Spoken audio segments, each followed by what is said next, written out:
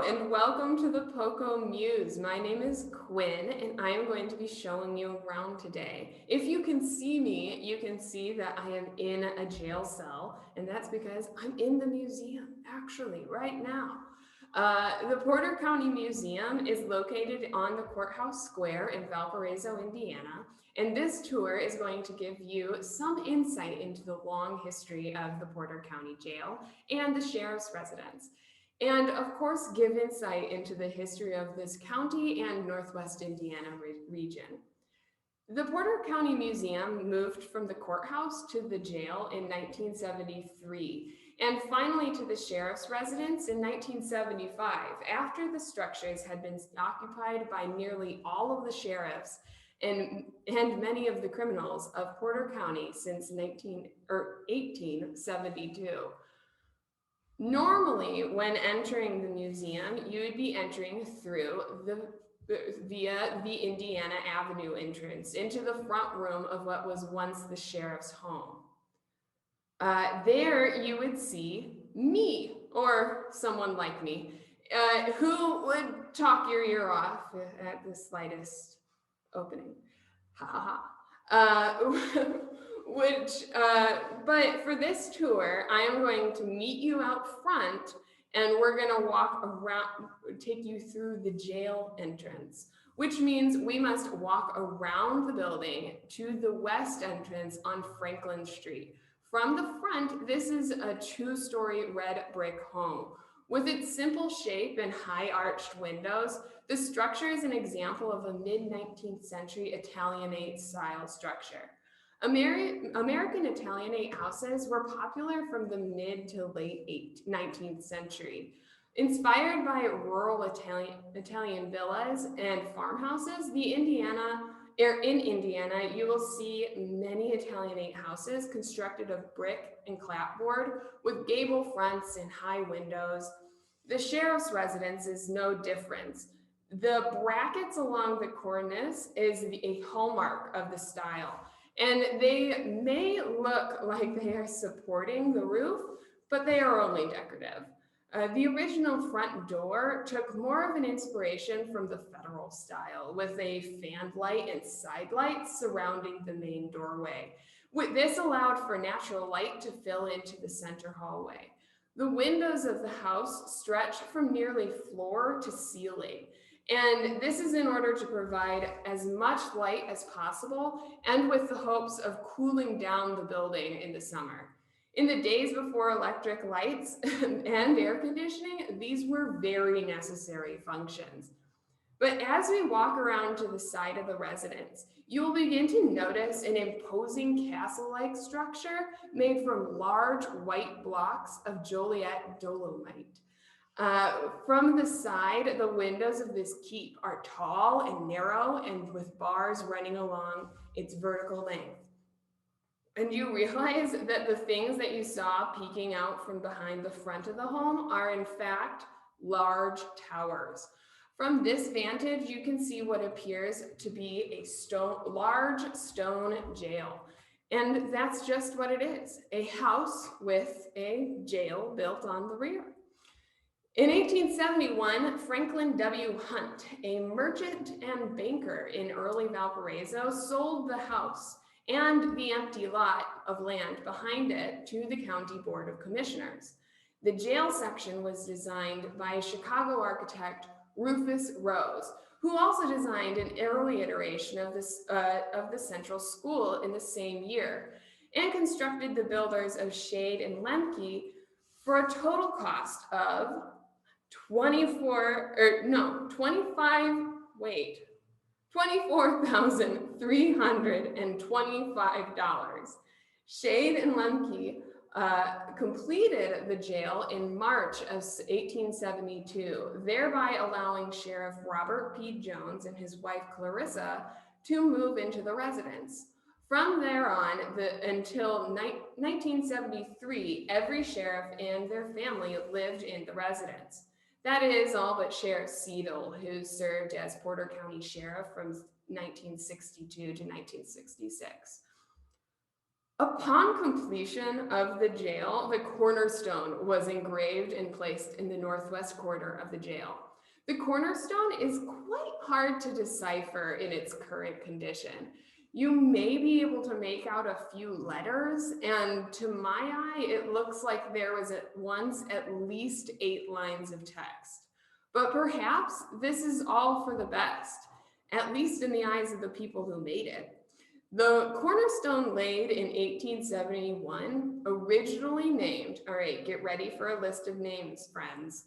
R. Rose as architect, Shade and Lamke builders, William Davidson stonecutter of Joliet, Illinois, S.P. Robbins, A.B. Price, and A.V. Bartholomew, county commissioners. It took quite a lot of digging to find an account of the inscription, because already by 1916, many of the words were fading. Perhaps time and weather were working on the side of the misspeller in this case, because of the 7 names spelt out, 2 were misspelled. That's not that great of a percentage. So Bartholomew that's with an EU at the end, like EU. It was not what was engraved. Instead, it was Bartholomew with a U, so it was just like a U. That's not the right name. And then also Lemke was Lamke, which doesn't sound that different when I'm saying it, but spelling it, it's very different, and it gets complicated. So Christian Lemke must have been used to having his name misspelled, because we found quite a few other sources where his name was either spelled Lamke, Lamke, or Lemke. And so that sounds really confusing. But that's because these variations don't really sound different, but they are spelled different. Each new spelling leads the researcher down another confusing road. The correct spelling, in theory, is Lemke with a P and an E. And then there was Lamke, that was like spelled like lamp. And then there was Lemke, like lamb. It doesn't make sense, and oops. But it's likely that the reason for these misspellings is because of the German pronunciation of the B, sounds like a P to English speakers. Back to the stone, the cornerstone shows the amount of wear and tear that this building has experienced over the years. And just as people today are unable to recognize a single word on that stone, people of the past would have likely had trouble recognizing the interior of the jail today. So the Franklin Street entrance has changed a lot over the years, just as most of the building has. It is believed that originally the prisoner would have walked through this doorway and then been presented with a long hallway which led to the center of the residence and then made a right turn into the cell block, or into the main cell, holding cell. Today, when you walk through the door, you enter into a short hallway, and to your left is an entrance to the living room, and to your right is an entrance to the booking or receiving room. According to the Vidette Messenger articles from 1949, part of the extensive jail remodeling projects of that year included the conversion of the northwest cell into the receiving room. Workers probably installed the aforementioned direct entrance into the booking room during these renovations. The northwest cell served a variety of purposes before that 1949 remodel. The 1872 description of the finished jail stated that the cell was identical as its identical counterpart across the hall in the northeast corner of the jail. This was likely used to house the, quote, better class of prisoners. The cells probably didn't hold many prisoners, as they were separated by the jail's visitor lobby, which must have been presented as security issues to the early deputies. This change gave the sheriff and their families a small increase in privacy, seeing as their prisoners were no longer had to walk through their home. Now used as an office space in a membership lounge, the booking room would have also been the first impression for most people who entered the Porter County Jail. When an accused man or woman was brought to this cold gray room, they would be affronted by a series of basic questions and officially entered into the visitor log at the Porter County Jail.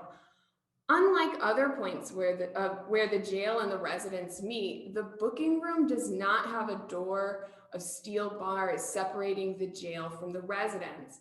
Because of this, according to Mrs. Dorothy Crampton, the wife of Sheriff Myra Crampton, quote, "It was nothing to come downstairs in the morning to find someone sleeping on the living room couch." It would be an understatement to say that due to its outdated construction, the jail often struggled with security. The Cramptons were the last to live in the building from April 6, 1967 until 1975. This was just one of the many perks of living in the county jail. One of the perks of working at the museum is the stories that the visitors give to us. So this is a personal story that I was told. So when I had first started working at the museum, one summer afternoon, an older man came in for a visit. And I started on my regular intro, but I quickly realized that this man knew way more than I did about the old jail. So I stopped talking and I let him talk and tell his story. He had been an Indiana State police officer in the 1960s and had many memories of bringing drunk drivers into the Porter County Jail. One in particular stood out to him. So one night, the state police officer brought in an angry drunk woman who did not want to go to jail. In those days when an officer was required to arrest a woman, he had to either get a female officer or get another male officer. So by the time he had gotten another male officer, it had taken a long time to bring this woman into the jail. And she was just as angry as she was when she was initially pulled over. So she was screaming and fighting as the officers brought her into the booking room, refusing to give them any information. The next thing this officer told me, and the next thing I guess he noticed, was the sheriff's wife in her nightgown barged into the booking room, slapped the woman across the face, and told her, "Be quiet. There are children trying to sleep." The woman immediately quieted down and submitted to being booked. Wow, this is a wonderful story and I will never forget it. The man who told me it unfortunately didn't give me his name or any really specific information that I could use to verify this story. So unfortunately, it is an unverified story. But that does not mean that it just shows you exactly how much the family interacted with the jail. And you can't live here without living here. When a prisoner was done being booked, they were first taken and locked to beyond a locked door made of steel heavy bars. Today, when you look around this area, one of the first things that you see is this steel wall across from the spiral staircase. The sheets of open hearth steel are interrupted by 4 windows and speaking tubes, which peer into the main cell block. These visiting grates, as they are called, are equipped with bulletproof glass and were added into the jail in a series of renovations which occurred in 1939. This was where visitors made contact with prisoners on the other side. Before the 1939 renovations, there was simply a wall of 18-foot bars here, not unlike those in the main cell block. Jail authorities eventually discovered how easy it was to slip items through the bars, and thus in 1930, a wire mesh was installed here to prevent visitors and prisoners from passing notes and smuggling contraband. Later in 1939, workers installed the modern visiting grates. If you can see the slideshow, the photo here is basically what the side of the prisoners would be seeing when they come to see when their visitor was here. It's me on the other side. It was here at the visiting grates that countless loved ones and friends and lawyers and enemies stood to face to face with these prisoners. One such visitor was the famed Alice Mabel Gray, also known as Diana of the Dunes. Alice Gray was a graduate of the University of Chicago, who in the early 1900s rejected urban life for a more nonconformist existence in the Indiana Dunes, where she studied history and ecology and fought to preserve the dunes.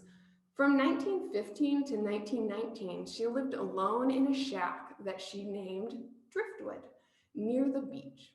But sometime in 1919, she met a man by the name of Paul Wilson, and this is who she was visiting on January 4th, 1919, when the Chicago Eagle reported that, quote, Diana came and gazed through the bars at the being to whom she had given shelter.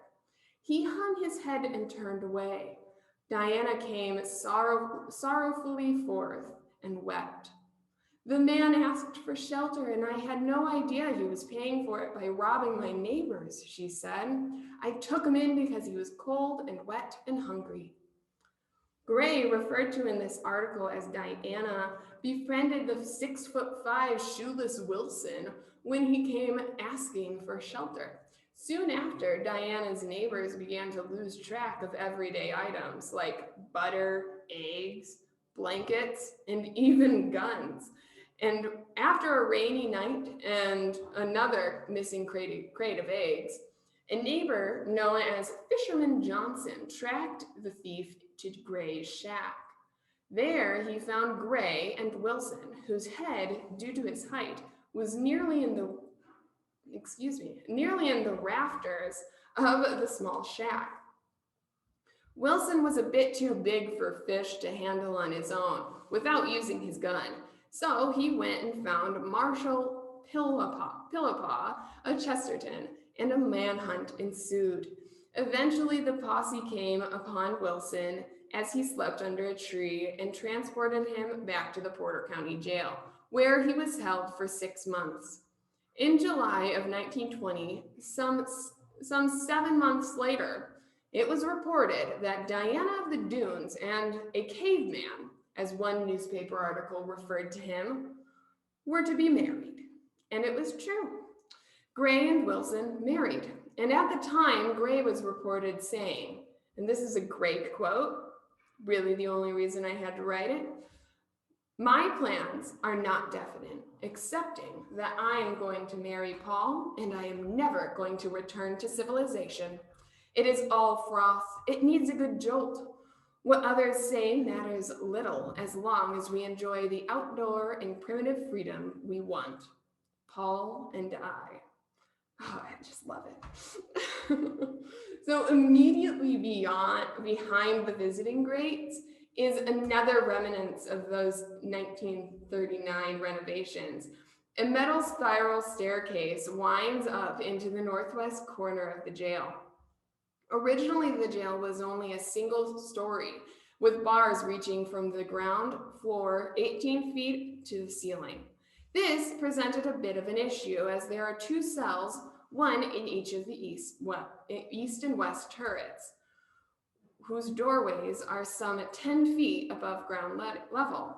The only way to access these cells, which usually housed women or juvenile inmates, was through the residence up the stairs, right next to the sheriff's sleeping quarters, and then through the doorway onto the catwalk. As you can imagine, this is not an ideal setup for a variety of reasons. Inspectors from the Indiana State Department of Welfare, who consistently lambasted the jail for its out-of-date features and insecure layout, recommended the addition of a mezzanine balcony that would form a U shape running along the east, south, and west walls. The balcony, or catwalk, as many deputies referred to it, would be accessed through the jail instead of the residence via the spiral staircase. However, just before work began, Sheriff Freeman Lane identified a significant issue in the design of the staircase and the mezzanine. The new floor of the balcony came within 6 or 7 feet of the ceiling, creating an avenue of escape for crafty prisoners. According to Sheriff Lane, quote, "All a prisoner had to do is cut a couple of bars, admitting him to the mezzanine floor. From there, he could rip off some tin covering the ceiling that leads." Oh, I'm just going to restart that quote. Quote, according to Sheriff Lane, quote, "All a prisoner has to do is cut a couple of bars, admitting him to the mezzanine floor. From there, he could rip off some of the tin covering the ceiling and lift himself into the attic that leads to a loft directly above the sheriff's residence. From there, a prisoner would be able to enter the residence and, in theory, walk out of the door." So, architect C.I. Botterton amended his design to make the mezzanine escape-proof, which involved covering the ceiling with steel plates. This, of course, came at an extra cost. Though the turrets are the same size as the booking room, they just feel tighter somehow. Each has a high, cold ceiling and window that allows for a bit of light and music from the opera house to flow in through. However, there is one window in the east turret cell that is set apart from its twin to the west, and it wasn't intended to provide for natural light. And there is another interior window that looks into the catwalk area, which means that before the addition of the second floor to the jail, it would have looked down into the main holding cell from above. These two windows are cut through the 21-inch wall, connecting what was originally the sheriff's bedroom to the jail. The windows are barred on the side of the jail, and on the resident side are equipped with a solid steel shutter of sorts. That is lockable. That's sort of key. From the first window, the sheriff could look down into the main cell block. The original cells were more like cages with barred ceilings, so this made it possible to look down on prisoners from above. In later years, this window could be used to communicate with a guard on the second floor of the jail from the comfort of his bedroom. From the second window looks into the east turret cell, allowing the sheriff to easily check up on the prisoners held there. Prisoners held there? There's an awkward pause. As the years came and went, the sheriffs with them, this room ceased to be used as a bedroom. When Myrick Crampton moved in, his family simply used it as a TV room. After all, it's hard to sleep while prisoners are knocking and scratching at your door or window. If you can see this picture of me on the other side, I am standing in the sheriff's bedroom, and this would be the first window. So not looking into the turret cell, but looking into the hallway. And what's sort of fun about this picture is probably, I don't know, like a second later, a bat flew over my head. So that was fun. This is not the only place in the building where the barrier between the residents and the jail wears thin. So downstairs in the main cell block, there's a 24 by 6-inch slit in the wall and at around waist height going into the sheriff's kitchen. Today, this slit resembles an inlaid shelf with a matching one in the kitchen. This is because it was a pass-through that was later sealed. Before it was sealed, the jail matron passed 2 meals a day to the prisoners through this slot. And who might that matron be? Why, the sheriff's wife, of course. Or, in the case of Judy Heinlein, the sheriff's daughter. Judy took up the role when her mother, Mrs. Mildred Heinlein, passed away in a car accident. Overnight, she became responsible for feeding the prisoners and taking care of her younger siblings. In the morning, they got rolls and coffee, and at night, 2 sandwiches, usually bologna. And whatever dessert was at the bakery down the street. Judy was 14 when she started this job. The only way she got out of it was she got married at the age of 18. The only days Judy didn't prepare the meals were on holidays, when Sheriff Heinlein would make the meal, which they shared with the prisoners. Depending on the offense of the prisoner, they may be in for a meal or for much longer. And depending on the sheriff, they may enjoy that meal or they won't. For example, Sheriff Lou Green in 1907 was reported to be feeding the prisoners dogfish in order to cut costs. The freshwater dogfish, or bowfin, is considered by many anglers to be a trash fish. At first, the prisoners thought that they were eating carp, and they weren't very happy about that. And when they discovered after their own independent investigation that Green was in fact feeding them dogfish, well, they didn't like it. As the Lake County Times weighed in, reporting that, quote, the veriest hobo among them, even the tomato carriers, rebelled, and they now demand that they be fed articles of human diet. Of course, they cannot enforce their demands except to appeal to the Humane Society, and they hardly feel like taking these extreme measures, unquote. Sheriff Green responded by explaining that the sheriff is only allowed so much per prisoner for their board, and that if the prisoners wanted better food, they should stop getting arrested so frequently. So there would be more money to go around. If only the prisoners had thought about that beforehand. Oh well. Another sheriff cut costs by serving peanut butter and jelly sandwiches twice a day. Not all sheriffs were alike, though. For example, Sheriff Forney and Maxwell had the tradition to treat whoever was imprisoned over the holidays to a Christmas feast.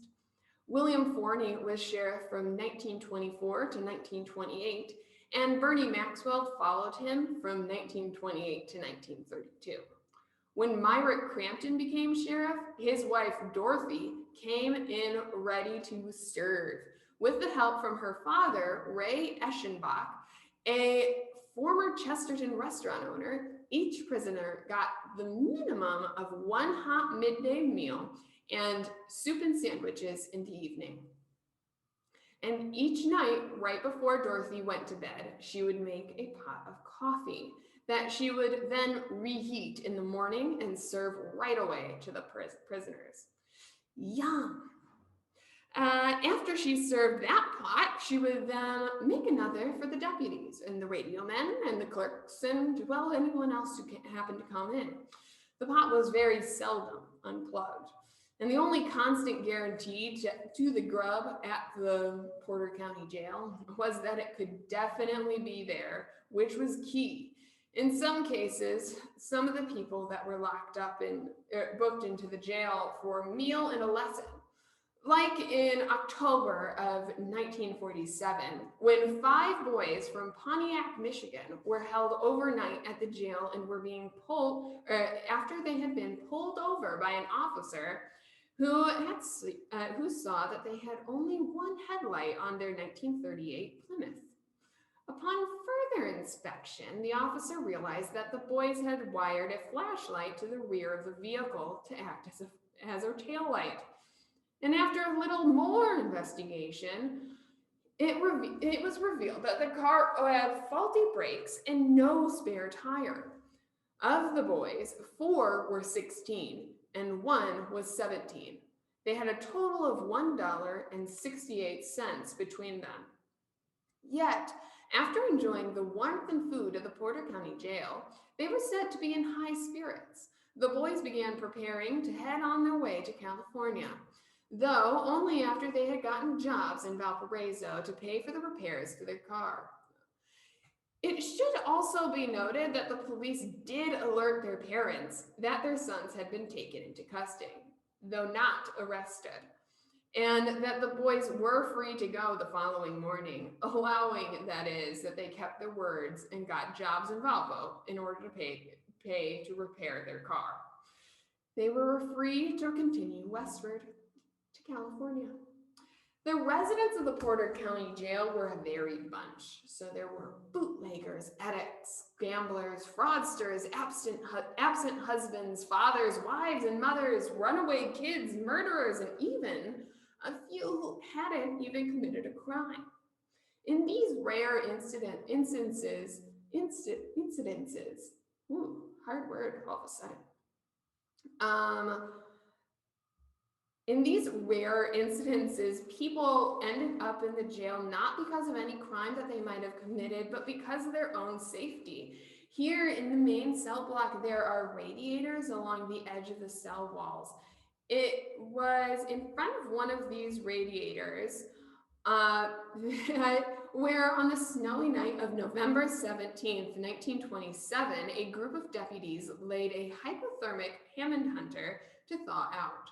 Pearl Rusk, 56, was found frozen under a bridge south of Hebron where he had taken shelter from a blizzard. The next morning, he was found by a local hunter named Earl Bryant. According to Bryant, Rusk bore every evidence of being a dead man. His eyes had begun to set and his body and limbs were stiff. However, Bryant noticed a few vital signs and quickly called the sheriff.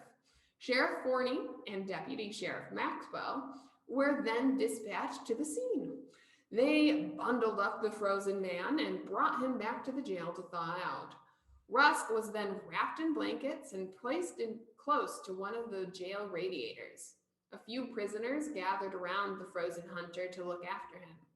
Luckily, after some time, Rusk began to show signs of life. Forney summoned a doctor. 4 days later, Rusk was able to walk around the jail. Hurrah! Though he was extremely weak with no memory of how he came to be in that open country south of Hebron, where farmhouses are few and far between. 10 years later, minus a day, John Todd, a 72-year-old man from Ohio, was found half frozen in a barn near, guess, Hebron, and was brought to the jail where he received similar treatment. These were all short stays. The jail served as shelter for these people. The Porter County Jail also occasionally housed people with mental disabilities. Before the professionalization and standardization of the mental health care system, the county jail was one of the few options for persons with these disabilities. The county asylum or county home located on Route 2 south of Valpo also served this purpose. Sometimes a family had no other option but to bring their loved one to the jail where they would be held until they could be transferred to more specialized care. For better or for worse, people with disabilities were sometimes held in the so-called solitary cell off the main cell block, underneath the eastern turret. This cell served a variety of purposes throughout the jail's history, from the solitary cell to the trustees' room to the bathroom, and finally, the mural room. Look out for the upcoming article on the jail artist who painted the mural in this cell. In 1949, the County Board of Commissioners approved another large remodeling project, but before we dive into that general detail of that massive renovation, it's worth sharing a story of a near escape that further compounded the need for the structural changes to the jail. So before 1949, a prisoner who was lucky enough to be placed in a cell to the furthest south,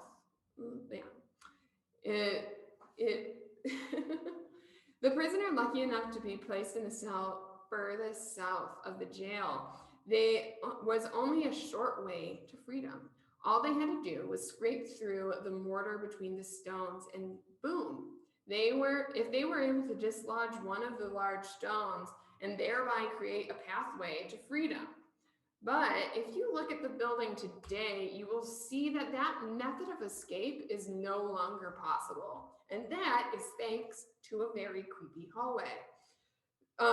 This hallway is 20 inches wide and stretches 29 feet, connecting the east and west sides of the jail. It was installed as a part of the 1949 renovations.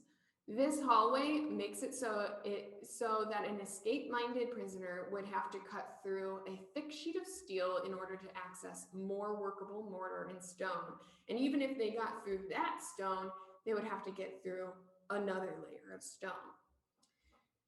So the need for such a hallway was made clear on February 10th, 1946, when Bayard Lucas, a man imprisoned for stealing $50 in pennies from the Valparaiso Elks Temple, used a sharpened piece of steel taken from his bed cot to remove the mortar from the large block on the south wall of the bullpen.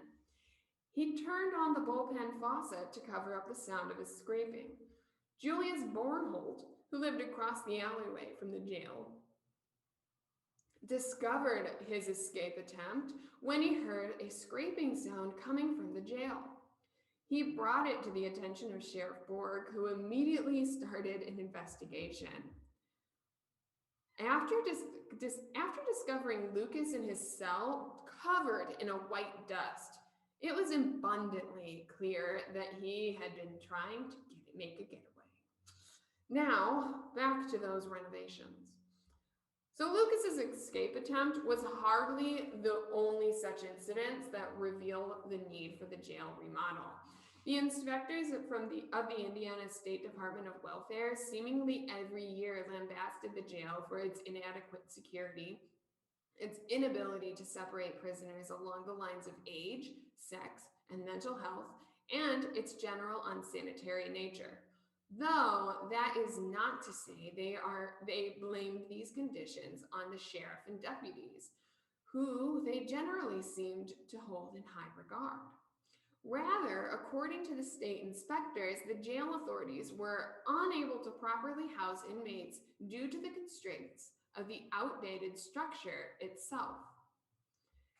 After years of kicking the can on jail renovations, the County Board of Commissioners were finally able to appropriate enough money to make some of the necessary renovations. Though, again, this was not entirely in their control, as steel and concrete shortages following World War II caused many contractors to simply not bid on contracts that they could otherwise complete. The 1949 renovations included the aforementioned new staircase into the booking room in the northwest corner of the jail, along with entirely new plumbing and electrical. However, These efforts paled in comparison to the main thrust of the 1949 renovations.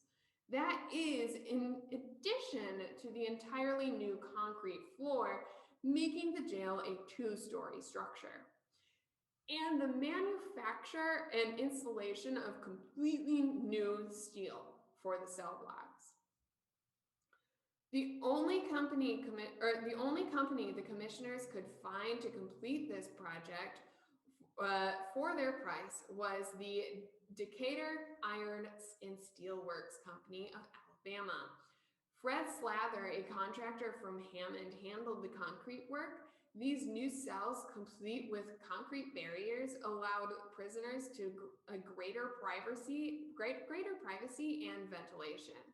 After this remodel, the jail boasted sanitary sleeping conditions for up to 34 prisoners, whereas before it could only safely sleep 16. By the end of the project, the price surpassed $30,000, which is, if you remember, greater than the dollar amount than for the initial construction of the jail in 1871.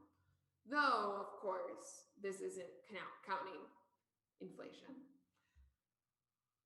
One of the jail's most overlooked features is its courtyard, and it's likely intentional. So by this point, I have talked you through nearly all of the indoor features. So how can there be a courtyard? There's no door to the courtyard unless I completely skipped over it while I'm talking about it. So is there a door to it outside? No, there's no door from the outside. Perhaps you are thinking that there used to be an entrance that over the years, with all of the many remodels, got sort of lost and got covered up by a wall. To that person who's thinking that, you're genius, but you're not right. So, there was never a door. There was never a door. Don't need a door. Courtyard? You want to go in the courtyard? You're not allowed in the courtyard. So, it was built like this. So on the western side of the jail is facing Franklin Street. These have windows on this side of the jail. The windows are facing Franklin Street. This would mean that without this courtyard, anyone just walking by the jail might be able to just reach up and put their hand through that window and pass something through to the prisoner beyond. And this isn't cool. Sure, someone might just be passing a friendly beer, but another person could be passing a note and a gun to tell them how to escape. So the stone wall that forms the courtyard is nothing more than a deterrent to contraband. So there you have it, a brief and incomplete history of the Porter County Jail. The building has certainly changed a lot over the years. The last prisoner moved out in 1973, and no sooner did they move out than did we, the museum, move in. Sheriff Crampton and his family continued living in jail until the end of his term in 1975, after which the museum was finally able to complete its takeover of the two structures, the jail and the residence. The Poco Muse was founded in 1916 to commemorate the Indiana's state centennial, and slowly but surely its collection grew. The museum officially opened in the old county jail on May 11th, 1975, and from then, the museum has laid its claim to the building and explored its historical significance to Porter County. Within the first 7.5 months of the museum being open in the jail, the museum welcomed over 3,500 visitors. So thank you so much for joining me for this virtual tour. Be sure to look out for our Poco Muse podcast, now in progress. The podcast will continue on with the story of the jail and residents, going into more details in some of the more forgotten stories of these buildings. If you have any memories of the Porter County Jail or any questions about what you heard today, please email us at info@pocomuse.org or call us at 219-465 and